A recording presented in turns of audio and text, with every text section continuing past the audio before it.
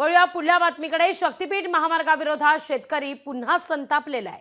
धाराशिवच्या वरवंटी गावात सीमांकन मोजणी करण्यासाठी आलेल्या प्रशासकीय अधिकाऱ्यांसह कर्मचाऱ्यांना रोखलंय। शासनाने हा महामार्ग रद्द करावा, याकरता 1 इंचही जमीन न देण्याची शेतकऱ्यांची भूमिका आहे।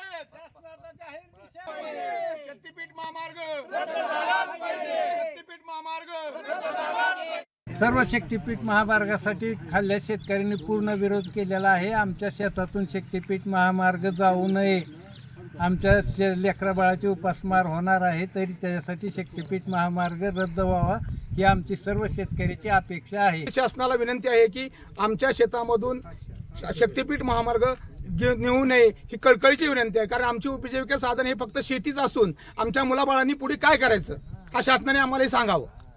त्यासाठी आमची कळकळी शासनाला विनंती आहे की शक्तीपीठ महामार्ग पूर्णपणे रद्द करावा। लोकशाही मराठी ऐका, पहा, जागरूक रहा।